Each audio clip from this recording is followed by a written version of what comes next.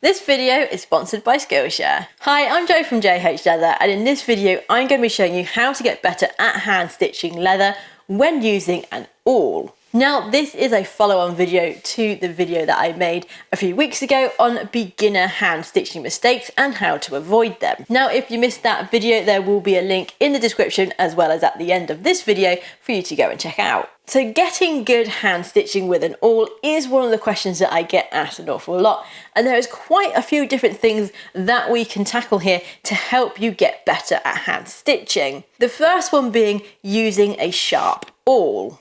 Now, I can't state enough how important it is to have a sharp awl when hand stitching your leather work. If your awl is blunt, you're going to be putting an awful lot more effort through pushing that through the leather, and it's going to come out pretty much anywhere on the back side, which is not what we want.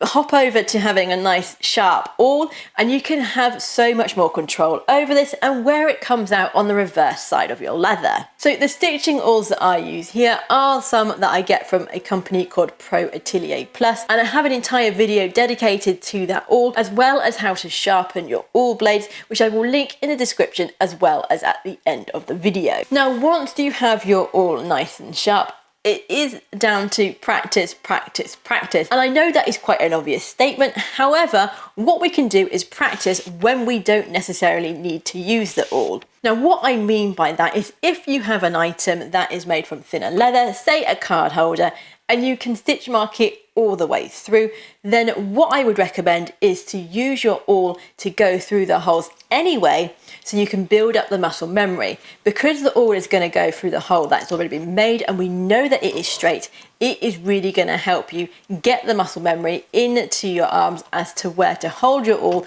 and what angle to push it through the leather at. So as a bit of a follow-on to our last point, the angle that you awl at is very important. If your arm is too low, then your awl is likely going to be going up and coming out higher on the back side of your leather.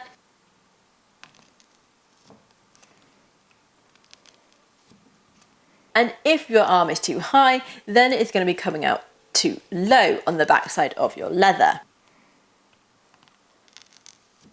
Now, by using the technique mentioned in the previous point, where we are going to be awling when we have already stitch marked through our whole piece of leather, it's going to help you get the angle needed to get your stitches straight.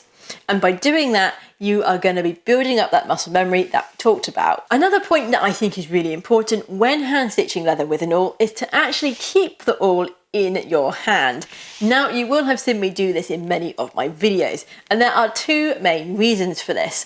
One, it is faster than picking it up and put it down every time I do a stitch, but also it means that awl is in the same position in my hand every single time I use it. Now, I know it doesn't sound like much, but keeping the awl in your hand while stitching really does make a difference. And you can use some of the previous steps that we have spoken about to practice keeping that awl in your hand whilst you are stitching. Now, if you find yourself putting your awl down a lot, what I do recommend is actually using either a marker pen or a sticker so you can mark which way up your awl needs to be in your hand.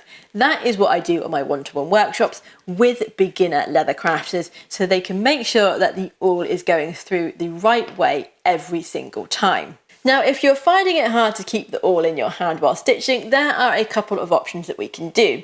The first one is to awl a length of your stitch marks at once and then stitch them and then pick your awl up again, having the sticker or the marker on it so you know which way up to hold it, and then awl the next set of stitch marks and stitch those. Now, alternatively, if you want to, you can pre-awl your entire work, and a good way of doing that is actually awling down through the holes onto some cork. Now, if you're doing this, you do need to be aware how you are awling, because if your awl is slightly off, then it is not going to come through straight into that cork. This video is sponsored by Skillshare. Skillshare is the largest online learning community with literally thousands of classes over a huge range of subjects, from photography and filmmaking to illustration, design and much more, helping you take your passion to the next level. So if you are wanting to start your own YouTube channel but don't know where to start, then YouTube Success Script, Shoot and Edit with MKBHD would be an excellent starting point for you. Or if you want to learn how to use Adobe Illustrator so you can digitize your leather patterns, the class I took when getting started was Adobe Illustrator Essentials Training from Daniel Scott, where you can learn all about the tools in Illustrator at your own pace and in an easy to follow class. So if you're looking to learn some new skills or level up some existing ones, the first 500 people to use the link in the description will get a 1-month free trial of Skillshare. Get started today. Now this one may seem obvious, but using the right size awl for your chosen stitch markers is very important. If you have a teeny tiny stitch marker that you're using, but you have a monstrously big awl, then your stitching is just going to look messy and there's nothing that we can really do about it. Now, awls come in many shapes and sizes. However, if you can't get one to suit your specific needs, you're going to have to get a bit hands-on and shape that down. And that is something that I go over in the video linked in the description and at the end of this video. Now, to ensure we get straight stitches on the rear side of our leatherwork, there are a couple things that we can do, with my favourite one being adding a guideline to the rear of our work. Now, this is a really simple step to take, and all we're going to do is with our dividers set at our stitching width, we are going to draw a line on the rear of our leather, so when we're doing our awling, we've got something to aim for.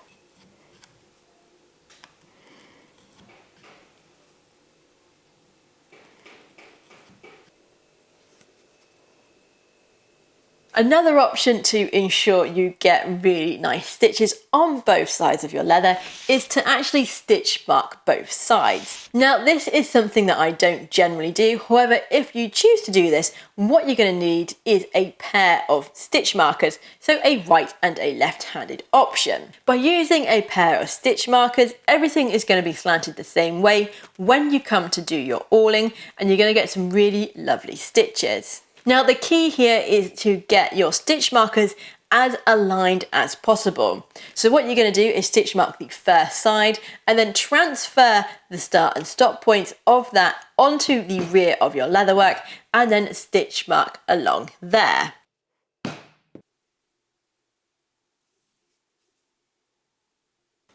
And then when you come to do your stitching with your awl, you can aim for the stitch mark on the rear of your work. And you can go through that quite slowly, making sure you come out correctly in that stitch mark on the rear side of your leather.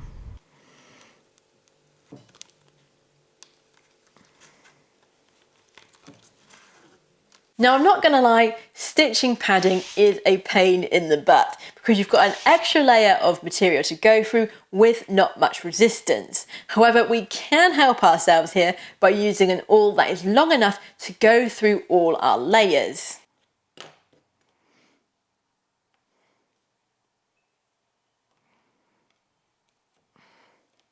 Another thing we can do to help us when stitching padding is to add a guideline. Now this is a bit more tricky to set up than it would be if we didn't have the padding. However, we can use something like a water-soluble pencil or a silver pen to draw that line in.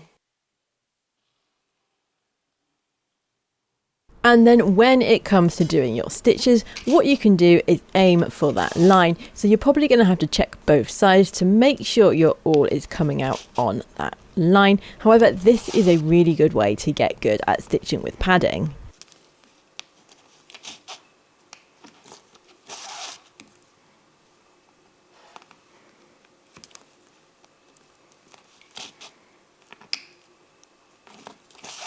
Now, when you are stitching through really thick leather, it is even more important to have a sharp awl at this point. By having a nice sharp awl here is going to mean you're not going to have to use as much force to push that awl through all those layers of leather.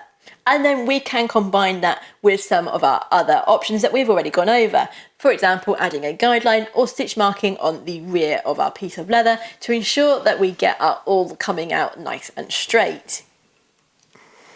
Now, due to the thickness of the leather, you're not going to be awling as fast through this, which is going to help you to control your awl, and you can then aim for whatever you have done to mark out the other side. For example, in this one where I have the guideline, I am checking to make sure my awl comes out on that line.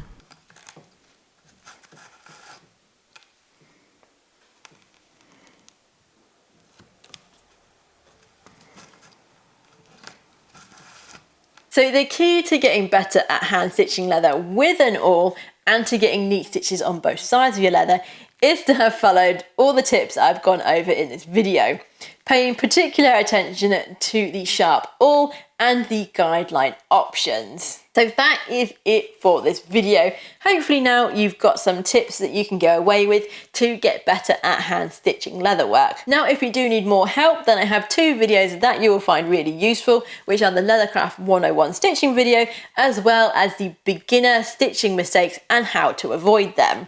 Now, they are going to be linked here, and I shall see you in the next video.